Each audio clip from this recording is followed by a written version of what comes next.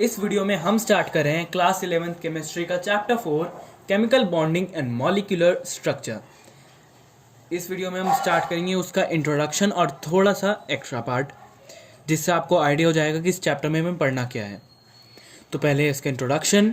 Matter is made up of atoms but the atoms do not exist independently under normal conditions. यानी matter atoms का बना होता है, ये सबको पता है, बट जो एटम है वे इंडिपेंडेंटली एग्जिस्ट नहीं कर सकते। यानी ऐसा कहीं भी नहीं मिल सकता आपको कि एक एटम हवा में है या एक कोई सी भी गैस का, कोई सी भी सॉलिड का एक ही एटम अपनी जगह है, उसके अलावा उसके आसपास कोई उसके तरीके का एटम नहीं है, ना वो बॉन्डेड है किसी से।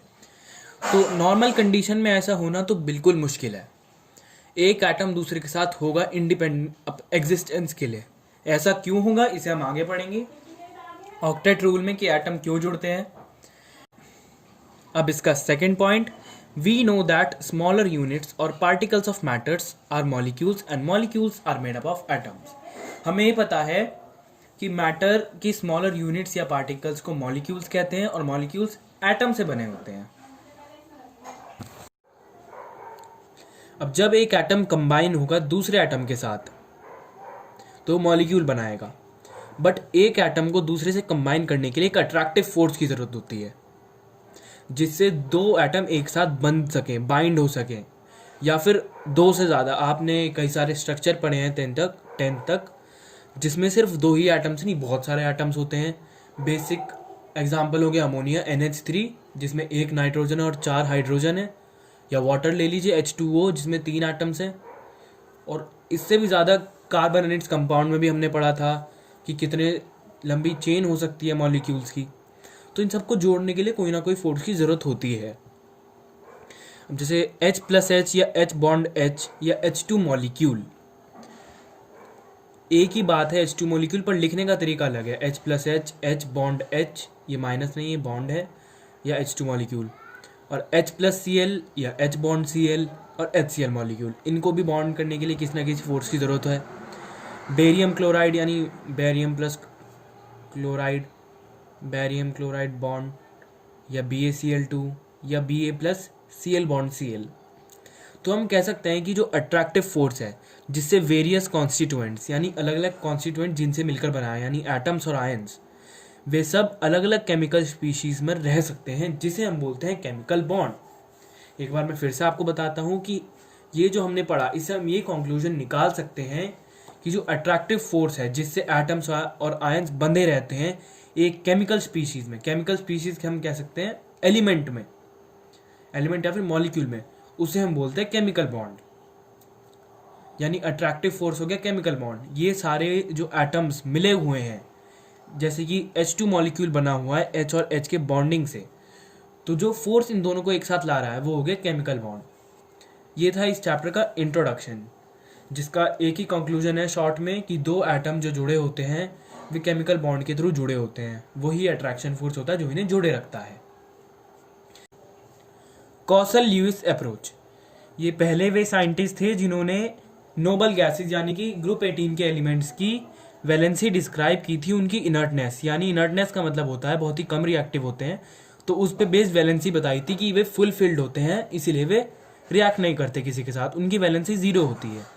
नेक्स्ट है octet rule, first rational explanation for the cause of combination of atoms, यानी कि जो एटम्स कंबाइन होते हैं उनका एक असली कॉज बताने वाली पहली रेशनल एक्सप्लेनेशन, जिसमें हर चीज सही थी। रेशनल का मतलब यहाँ पर ये है। ऑक्टेट रूल हमें बताता है कि जो अलग अलग एलिमेंट्स के एटम्स हैं वे केमिकल कॉम्बिनेशन एंटर करते हैं। केमिकल कॉम्बिनेशन क्यों एंटर करते हैं, या फिर इसका मतलब क्या है कि वे केमिकली जुड़ते हैं, और सीधी भाषा में जो हम पढ़ते हैं कि वे जब एक साथ जुड़ते हैं, बॉन्ड बनाते हैं, वो ऐसा इसलिए करते हैं क्योंकि उन्हें चाहिए होती है कॉन्फ़िगरेशन टोटल 8 इलेक्ट्रॉन्स की अपने आउटर मोस्ट शेल में, यानी to attain the configuration of 8 electrons in their outermost shell. यानी एटम्स के जो आउटर मोस्ट शेल है उसमें टोटल 8 इलेक्ट्रॉन चाहिए होते हैं। बस 8 इलेक्ट्रॉन को पाने के लिए वे केमिकल कॉम्बिनेशन करते हैं या बॉन्ड बनाते हैं। सिंपल, ऑक्टेट रूल में यही बताता है, और यही हम नॉर्मली पढ़ते भी हैं। एटम क्यों कंबाइन होते हैं, जिससे उनका आउटर मोस्ट शेल फिल हो सके, 8 इलेक्ट्रॉन्स आ सकें। अब है ल्यूइस सिंबल्स और इलेक्ट्रॉन डॉट सिंबल्स, यानी वे सिंबल जिसमें हम इलेक्ट्रॉन को डॉट के फॉर्म में प्रेजेंट करते हैं किसी भी एलिमेंट पे। तो एलिमेंट के एग्जांपल्स हैं lithium, beryllium, boron, carbon, nitrogen, oxygen, fluorine, neon. तो ल्यूइस सिंबल में क्या करते हैं, एलिमेंट का सिंबल लिखा और आउटर मोस्ट शेल में जितने इलेक्ट्रॉन है, आउटर मोस्ट यानी कि जितने सबसे बाहर वाले शेल में जितने भी इलेक्ट्रॉन हैं उनको हम डॉट से रिप्रेजेंट करते हैं। जैसे लिथियम में टोटल इलेक्ट्रॉन्स होते हैं 3 और आउटर मोस्ट शेल में होता है 1। अगर इलेक्ट्रॉनिक कॉन्फ़िगरेशन देखें तो 2 और 1, तो इसमें हम लगाएंगे 1 डॉट। बेरिलियम में 3 के बाद आ गया 4। ये सब एटॉमिक नंबर से अरेंज्ड हैं। 4 तो 2 2 हो गई, तो ये हो गए 2 इलेक्ट्रॉन्स। 3 4 5 6 7 और ये 8। नियॉन एक नोबल गैस है तो इसमें 8 इलेक्ट्रॉन्स हैं, ये फुल्ली स्टेबल है, वैलेंसी इसकी 0 होती है। ल्यूइस सिंबल से हम किसी भी एलिमेंट की वैलेंसी बता सकते हैं। जैसे ये 1 है तो इसकी वैलेंसी कितनी हो गई, +1, यानी लिथियम इलेक्ट्रॉन को दे देगा किसी दूसरे एटम को जिससे ये स्टेबल हो जाए। बेरिलियम 2, ये भी 2 इलेक्ट्रॉन, इसकी भी +2 होगी। धीरे धीरे यहाँ पर आते आते नेगेटिव, क्योंकि ये नॉन मेटल्स आ गए हैं। ऑक्सीजन की -2, क्योंकि नॉन मेटल है, 2 इलेक्ट्रॉन लेगा ये, इसके लिए 2 इलेक्ट्रॉन लेना ज़्यादा आसान है, तो 8 हो जाएगा। अगर हम इसमें 2 इलेक्ट्रॉन और देंगे तो ऑक्सीजन की हो गई -2 वैलेंसी।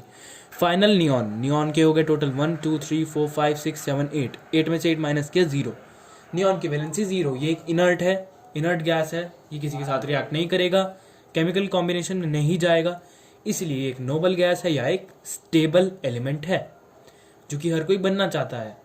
तो इसीलिए हम दूसरी लैंग्वेज में ये भी बोलते हैं कि atom noble gas configuration achieve करना चाहता है, क्योंकि नोबल गैस स्टेबल है, एटम भी स्टेबल बनना चाहता है, तो atom noble gas configuration achieve करना चाहता है। इसके बाद आती है valence bond theory, covalent bond, तो ये हम स्टडी करेंगे नेक्स्ट टॉपिक में।